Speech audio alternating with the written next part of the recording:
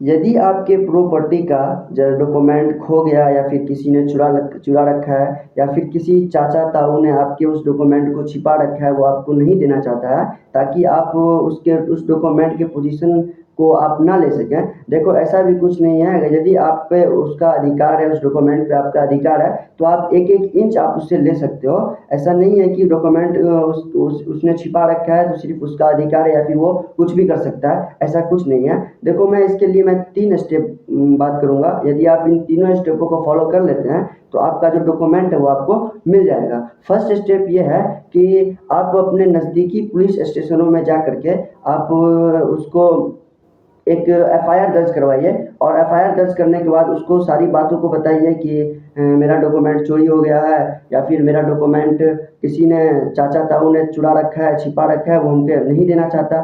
फिर पहला स्टेप ये हो गया। और सेकेंड स्टेप ये है कि यदि आपके रिलेशन में या फिर आपके फ्रेंड सर्कल में किसी के पापा एडवोकेट हैं या फिर आप लीगल रूप से किसी किसी मतलब इसको एडवोकेट को हायर करें और उसको पकड़ने के बाद एडवोकेट को पकड़ने के बाद उससे एक नोटिफिकेशन तैयार करवाएं और नोटिफिकेशन तैयार करवाने के बाद उसको पब्लिश करवाएं, अपने क्षेत्रों में, ग्रामीण क्षेत्रों में पब्लिश करवाइए। इससे क्या होगा कि आपका जो डॉक्यूमेंट खोया हुआ है या फिर चोरी हुआ है या फिर किसी ने जो ले लिया है, तो इससे जो मान लो किसी ने आपका डॉक्यूमेंट को ले रखा है, तो इससे क्या होगा ना कि वो उस डॉक्यूमेंट को यूज़ नहीं कर सकता है। जैसे ही आपका नोटिफिकेशन पब्लिश्ड होगा तो वो आपके उस डॉक्यूमेंट को वो यूज़ नहीं कर सकता है, मिसयूज़ नहीं कर सकता है। वो उसके डॉक्यूमेंट के लायक ही नहीं रहेगा, उसके काम के कुछ लायक ही नहीं रहेगा। वो उसको कितना भी पेटी में सेट के रख ले या फिर कुछ भी कर ले, उसके लिए वो काम का नहीं रहेगा। तो ये हो गया सेकंड स्टेप। और जब ये दोनों स्टेप आप करवा लेंगे तो थर्ड स्टेप ये है कि आपके डिस्ट्रिक्ट में या फिर आपके ब्लॉक में एक रजिस्ट्रार ऑफिस होगा,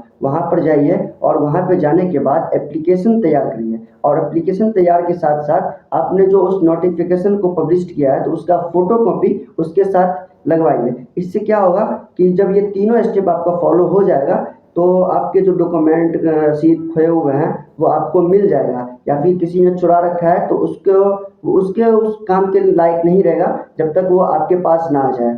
बस यही है, ये तीनों स्टेप आप फॉलो कर लें, आपका डॉक्यूमेंट मिल जाएगा। और हाँ, आप अपने न्याय के लिए कभी पीछे मत हटना, एक एक इंच लेके रहना, आप डरना मत। आपका जस्टिस, आपका न्याय आपके साथ हमेशा बना रहूँगा और आप अपने न्याय के लिए कभी पीछे मत हटना। यदि आपका अधिकार है उसको लेना तो आप ले सकते हो, आप ले सकते हो। आपको किसी से डरना नहीं चाहिए, पहली बात किसी से डरना नहीं चाहिए। अगर किसी ने छुपा रखा है तो मतलब इसका मतलब ये हुआ कि आप वो मतलब वो कुछ गड़बड़ करेगा या फिर वो अपने नाम से कुछ लेना चाहता है, तो वो तो मतलब गड़बड़ करेगा, तो फिर मैं क्यों डरूं? आप गलत करोगे और मैं चुप रहूं, ऐसा तो नहीं ना हो सकता भाई।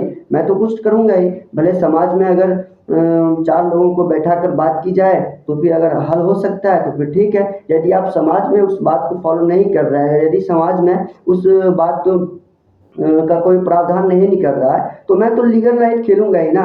मैं तो भले सुप्रीम कोर्ट जाऊं या हाई कोर्ट जाऊं या डिस्ट्रिक्ट कोर्ट जाऊं, मैं तो करूंगा ही, क्योंकि मैं न्याय के लिए खड़ा हूं और मैं अपने अधिकार के लिए हमेशा लड़ता रहूंगा। ये नहीं है कि मैं पीछे हो जाऊंगा, नहीं, ऐसा नहीं है। मैं अपने अधिकार के लिए हमेशा लड़ता रहूंगा। जो मेरा अधिकार है वो मैं लेके रहूंगा, चाहे वो कितना भी बड़ा आदमी क्यों ना हो, कितना भी ताकतवर आदमी क्यों ना हो। यदि बुद्धि की क्षमता अगर आपके पास है और पे कलम की शक्ति आपके पास है तो आप किसी से डरना मत, आप लड़ सकते हो। ठीक है, बस यही कहूँगा, आप लड़ सकते हो, आप अपने न्याय के लिए लड़ो। ठीक है।